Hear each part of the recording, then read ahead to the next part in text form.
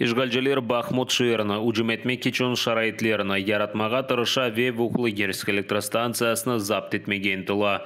Баштапта білдіргенлеріне көре рашистлер бұ жебе қысмы бойы чешіт артиллерия системаларынен атеш ача.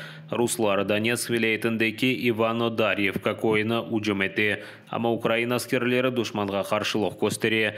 Бұндан ғайры Ишгалжелер Авдиевка жыварында ұруш вастасынен истихбарат кечірмеге тұрышқанда муафақиетсізлікке оғырап, ескі позицияларға чекілді. Баштапта қайдеткенлеріне көре, истилячыларда интизам вес силя теслематынен бағлы проблемалар бар.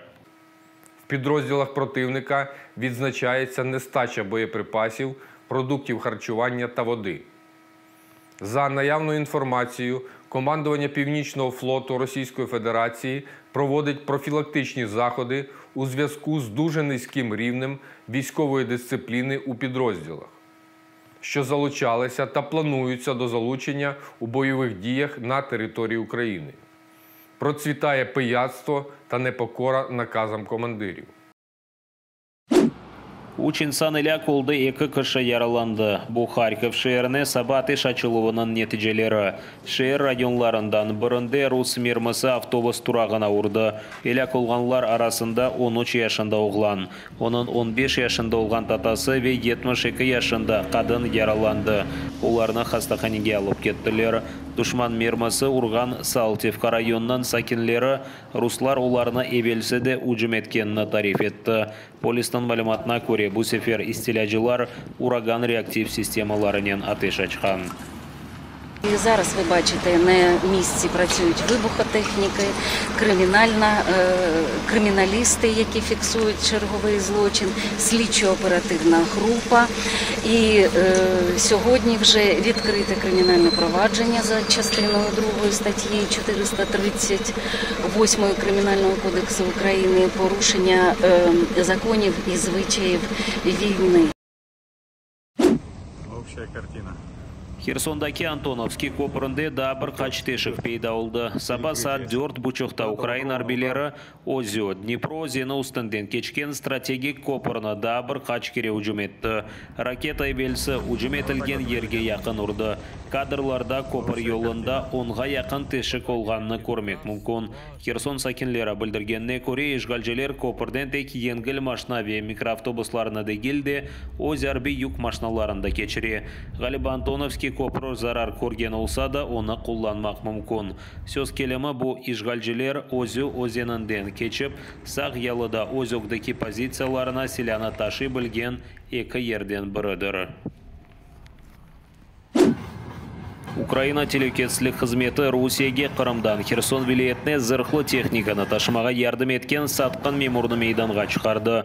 Сөз Херсон вилиетінің девлет мемуриетінде құрыжылық ве инфраструктура инкишаф етілмесі департаменті мудерінің муавина аққында кете. Мемур гонылы оларақ дұшманнен ішбірлік yapmaға разы олды.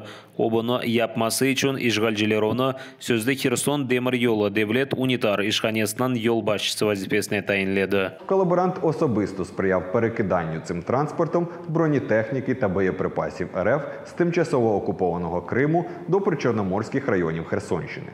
Наразі співробітники СБУ встановили його місцезнаходження і проводять комплексні заходи для притягнення до відповідальності за злочини проти нашої держави. Миколаев текім Ишгалжелернен ішбірлік япқанны білмек үшін шеерге кірішіні қапатажақлар. Бұны Миколаев вилиетінің арби мемуриетінің ел басшысы Виталий Ким білдірді. Оның сөздеріне көре Рус дүниясыны беклегенлерінің фаалиеті аққында білдірген 18 мектуп алынды. Евелсі мұнтазам тарызда Рус ракеталарынан зарар көрген вилиетінің ел басшысы көйлер ве шеерлеріні ұжыметмеге ярдым еткенлеріні мейданға шығарған инсанларға $100 бермеге вады етті. Много вопросов касаемо закрытия города. Это планируется в скором будущем, неделя-два, как раз когда спадет уборка и когда мы обработаем максимально данных. Это планируется закрыть город на день, на два. Мы об этом сообщим с военными заранее, для того, чтобы люди могли закупиться продуктами, спланировать свои действия. И мы будем отрабатывать адреса, те, которые мы как раз проанализируем. Всем добра, разом до перемоги. Террорчы Devlet Русия тамыр халқына экстремист деп адlandырмаға тырыша. Более етіп, Қырым прокуроры Игорь Панычевны, Қырым татары Азамат Июповқа шығарылған қанунсыз үкімні изатлады. Евелсі ишгалжелер 59 яшында олған Қырым татарыны санкедерсін терроризмде қабатлы олғанны танып, 17 yılға әпске ташламақ қарарына шығарды. Игорь Панычевны Қырым татарлар ярамада ишгал етілген 8 yıl девамында мұнтазам тарзда репрессияларға ұғыратыла деп, Қырым прокуратурасы женг қанунлары ве адетлері бозылмасы, инсанларының дини яда милли әлеметке көре қанунсыз тақып етілмесі себебінден даваларını тақық етедеді.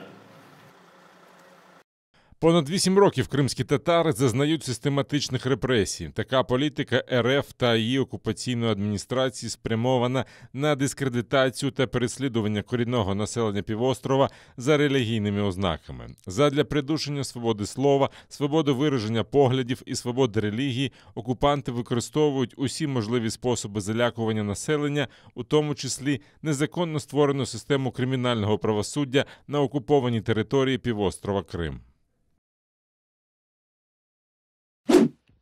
Украин пардошына құртарып, ташлап кетілген рус селясын алдылар. Баш истихбарат идаресінде Украин арбелері Змеиный адасына насыл бақып шыққанны көстерділер. Олар адада олған майынларыны зарарсыз алға кетіре, территория ве ерасты мудафа япыларыны бақып шыққа. Бұндан ғайры аскерлер, ишгалжелер ададан қачқаны вақыт ташлаған селяве техниканы алды. Тапылмалар арасында нишанға алу ве идаретов рус системалары, Арлан 10 пилотсыз учуcu aletleri, uçakvar raketa komplekslері, граната ве атеш атыжы тертібатлары, ұрышылар юрсетілмесі аққында малюматнен мечмуаллар, рашистлерінің весиқалары ве электрон ташыйжылары. Невбетеки русчылы ерге ташланды, мавы сары байрақ есекен еде Змеиный адасында елпіре башлады.